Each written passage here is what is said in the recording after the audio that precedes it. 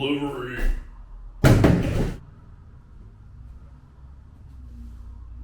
Hey, Molly, I think the book's here.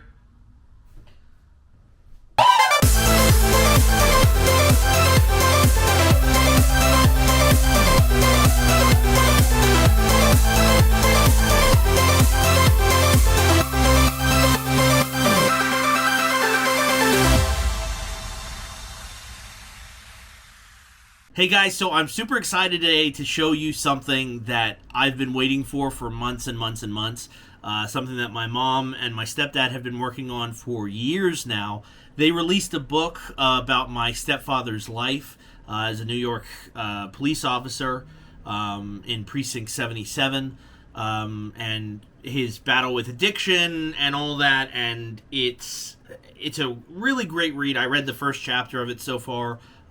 We listened to the first chapter when we got to listen to the audio, and the writing is fantastic. Even though it's from my mom, like I'm telling you, it is fantastic regardless. It really is. Before I even fully knew that your mom wrote it, I was like, this is phenomenal. Yeah. And I was like, who wrote this? And when you said your mom, I was like, this is amazing. Yeah. So I wanted to look at it with you specifically. We're going to read the back. I specifically bought the hardcover copy, which I'm going to get signed. I got it from Barnes & Nobles. It was $21.99, I think. I got here in like 3 days, which wasn't too bad. It is, it's a short book, but here it is right here. They asked me to design the cover for it, which was really, really cool. Yeah. And I was super excited that I got to do that. And it originally, this was part of my idea to have the 70s and 80s New York skyline with the World Trade Center and the Statue of Liberty and all that. The name of the book, of course, is Road to Recovery, and I think it's really, really cool. I love the badge at the bottom, especially that says 77. Here's what it says on the back.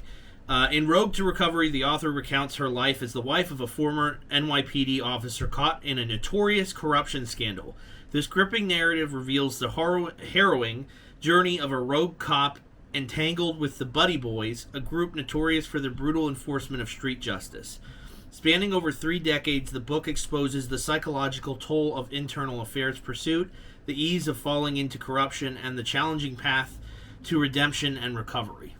So, having grown up with my stepdad, with Joe, you got to hear a lot of funny stories that I now, and it wasn't probably until I was 15 or 16 that I understood that there was a corruption thing.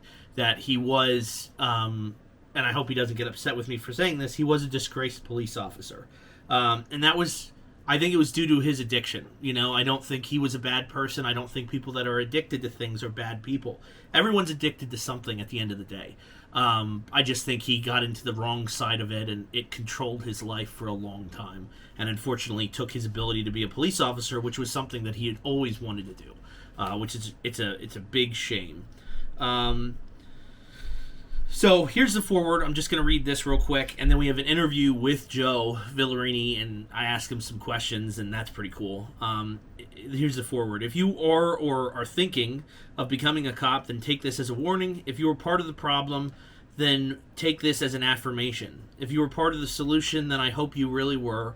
If you were a citizen of the city of New York that received poor police protection, then please take this as an apology. I think that's good. Yeah. Starting in a place of saying I'm sorry is like a big deal. Something that I didn't realize until you read the back, flip it over quick. Yeah. Is it says the author recounts her life as the wife of a former NYPD officer caught in a notorious corruption scandal.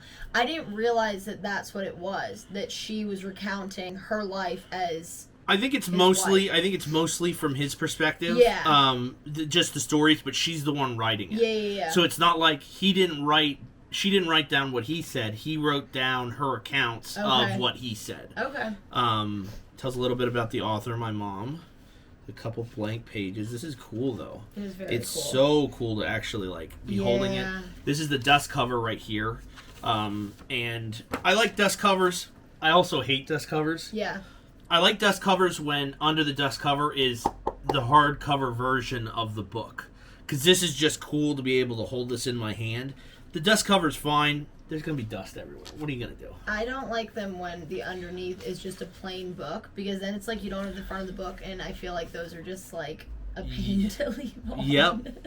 So, here, this is really, really cool. Dedicated to our beloved Penny Pearl. Aww. Yes. So Penny got a shout out.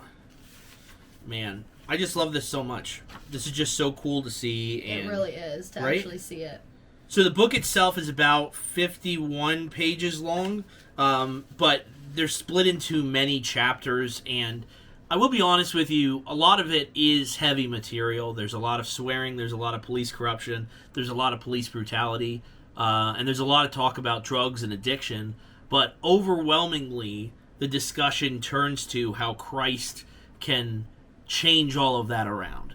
And, you know, in the interview that you're about to see right now, Joe explains explicitly that without God, none of his recovery would have been possible.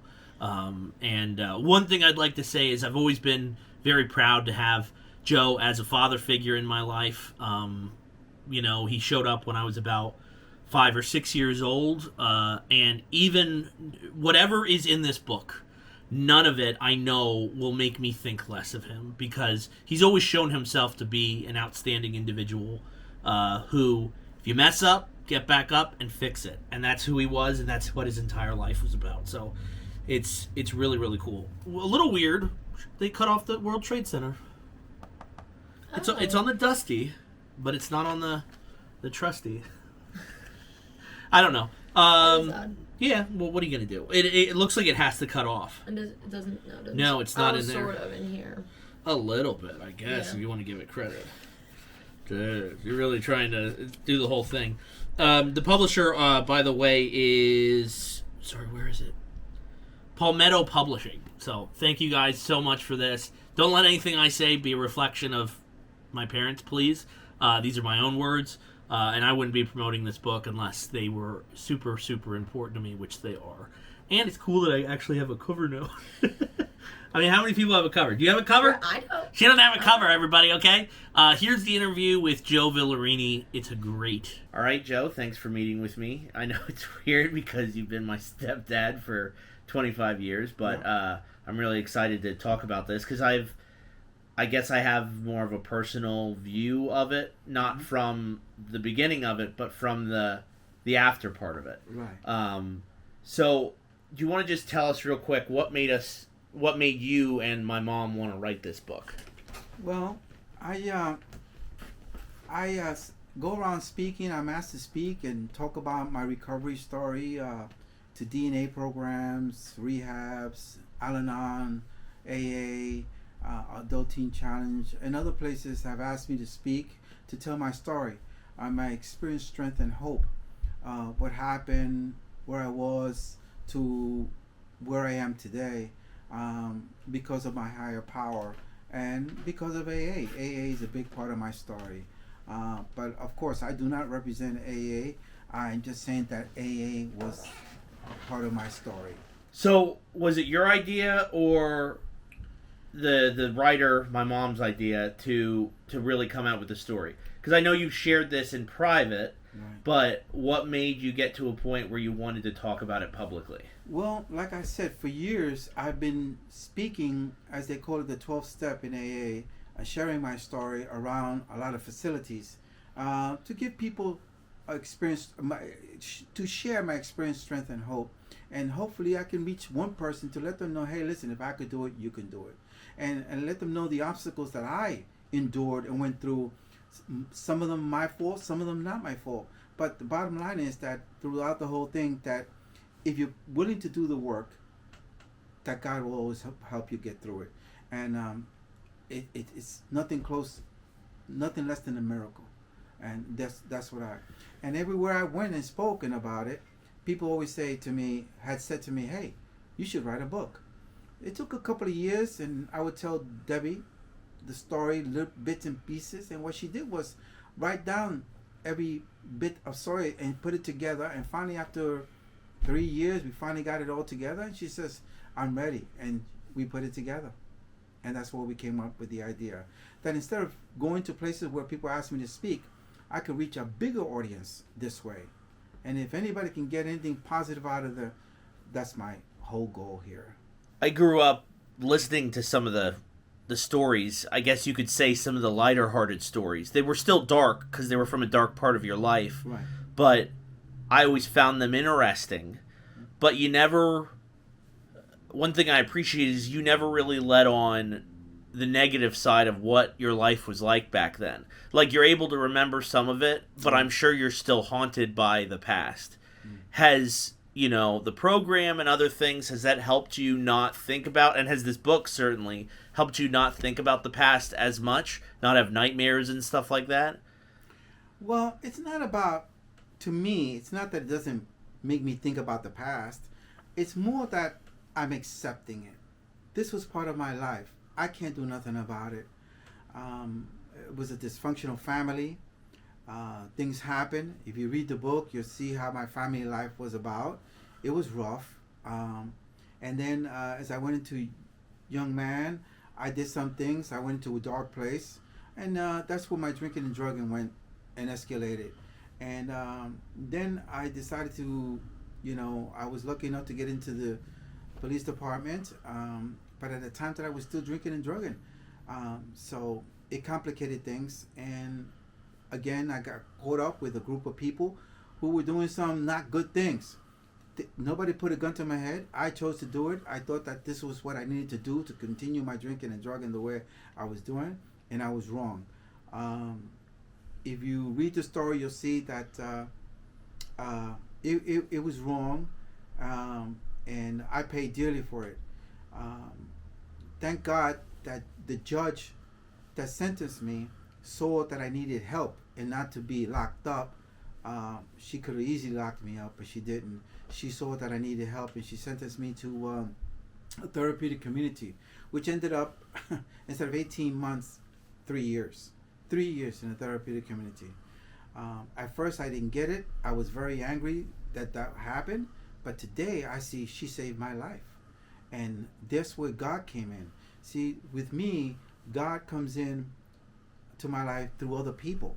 He may put you there for 1 minute, he may put you there for a day, he may put you there for a lifetime.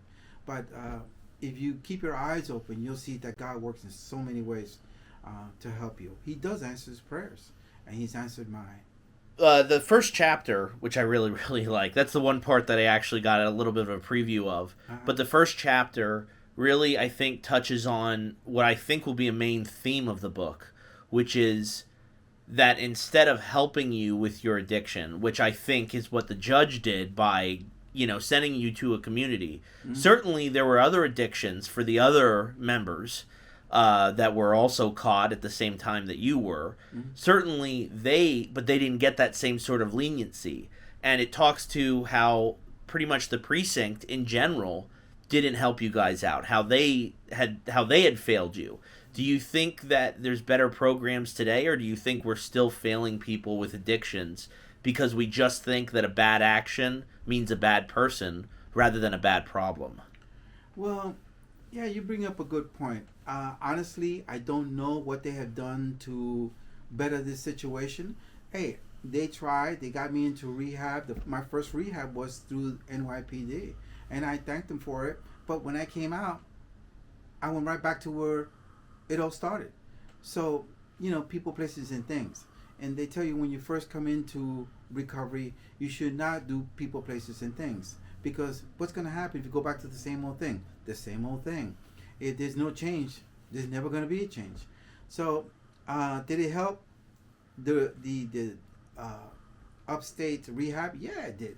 But when I got back, I was back with the same people doing the same thing, and I couldn't get away from it. I feel terrible. I feel bad that happened. But you know what? Here I am years later. It took a long time for me to get this, and I didn't get it right away. I have numbers of years, double digits in years now in recovery. And a lot of people say, oh, I got 38, I got 40, I got 25. That's nice. But for me, it's not about quantity. It's quality. You know what I'm saying? Today, I'm so involved in the programs. Like I said, I do the 12-step. I speak wherever I'm spoken. I open up. I got multiple keys to facilities, mostly churches, to open up meetings that I would have never gotten years ago. But due to God intervening in my life, People trust me today. I'm a help. Instead of being a sword to the society, I am a help to community and society. And I sponsor people. I give rides. I try to do the right thing today because I got more time behind me than I do in front of me. And the time that I have left, I want to make sure that I do it doing the right thing, as they say. So I thought that this book would help me reach a bigger audience a lot quicker, in many languages, in many places, from what I understand, all over the world. So yeah, that's what I'm trying to do. What was the scariest part of rehab? Was it just that you were outside of your normal element? Was it the detox, or was it just something different that I'm not even thinking of? What was the scariest part of rehab? Yeah. You know what? Being away from my family, that hurt. But I know that I needed help, and I didn't know how. I didn't know how to get it. And again, God stepped in without me realizing it, that He sent me away to these rehabs, 5 or 6 rehabs, psych wards, therapeutic communities, in front of judges, all these things I had to go through for me to be where I am today. Did I wish I didn't have to go through them? Yes, I do. But you know what? They made me who I am today, like I said. And it is what it is. And today I see that God was always there. When I thought He had left me, I found Him. And it wasn't Him that was lost. It was me. And I thank God for that. I thank Him very much. Most people deny addiction, right? From your experience, you've seen that, and just in general. Mm-hmm. And addiction looks different to different people. Right. Some people can say, oh, I can drink a beer. That doesn't make me an alcoholic. That's correct. And you don't usually realize there's a problem until somebody else says something. Mm-hmm. What would you say to the person that might be seeing this and thinking, oh, I don't have a problem, but they may in fact have one? If either a history in their family or they just have abuse problems in general. Well, it's like this. You learn through the AA, Alcoholics Anonymous, that only you can decide whether you need help or you're an alcoholic. If you go to AA, they'll help you. The first 164 pages will let you know and tell you about different kinds of alcoholism. And if you have a problem every time you drink, there's a problem. You might want to look into it. And if you go to AA or NA or one of these programs and you sit there, there's no commitment in saying, oh, you have to stay. Check it out. See, hey, if you belong there. Not everybody's an alcoholic. Some people could drink and leave it. Me and most alcoholics, real alcoholics, cannot. They cannot take one drink, Do you remember the first time that you abused? Yes. If you could go back right now and say anything to that version of yourself, what would it be? Don't do it. No. It was very stressful for me. I saw no way out. I thought that would help. I really did. And I thought that a drink and some weed wouldn't hurt. Family was falling apart. Not my mother and father and everything else, but my own life was falling apart. And I didn't know no way out. And we were together, and me crying and this, and the guy said, hey, here. And that's all it took. And once I started, I couldn't stop. Waking up in cemeteries, doing things I thought I would never do, being places I thought I would never be, with people who I thought I would never be with. It's led me to a lot of things which I thank God that I'm here today. I'm nothing but a miracle to be here. I technically, like Debbie says, I shouldn't be alive. So I have a little bit of an inside scoop, but my mom, your wife, and you have talked about possibly doing other books in the future. Are there other stories that you didn't get to tell in this one? Not necessarily about your time as a police officer, but maybe about recovery, that there might be another book, or there might be inklings of another story you want to tell? Yeah, we didn't get into too deep into the rehabs that I was in or part of. We didn't get into too much of the therapeutic communities and and the things that happened there. And she got stories about those places as well. Some of them funny, some of them not so funny. Sure. But that's how it was in the 80s. Therapeutic communities and rehabs were totally different than today. Today, I understand that counselors have to have some kind of a degree. Back then, they graduated, they were their friends, they got in. So a lot of them relapse, and I saw that for myself. Not just the residents like myself, but a lot of the counselors, so-called counselors, were relapsing left and right. But today, you got to get some kind of certification, which is great, you know. Okay. Anything you'd like to end with? Yeah, I think that this book will open up a lot of eyes. It'll make you laugh, and I know that a lot of people are gonna say that can't happen, but it did happen. I was there, and I was one of the 13 officers that was caught up in this corruption thing. And one of my good friends killed himself. I don't think he deserved that, you know. But it is what it is, and like I said, the things that happened in this precinct and the things that we did are all true. Everything I say is true. I know people are gonna have a hard time believing it, but it's true, and I hope that they can see through all that, and at the end see that God works miracle. You know, God could and would if He was so. Thank you. Thank you. I hope you guys enjoyed watching that interview. I'm going to read this book, and I will comment down below what I think of it in its entirety. I'm sure I'm going to love it. But it's one of those things that I think if you just give it a chance, it's a short read. It's very easy to read. And I think you will be blessed in some way or another. If you're not an addict, you know an addict. I'm almost positive of it. Everyone's got an addict in their family. It's not just alcoholism. It's not just gambling. There's so many addictions that occur, and God can free you from all of them. And did I forget anything? I don't think so. All right. Cool. Well, thank you guys so much for watching, and I guess we'll have to see what we're doing next time. Bye.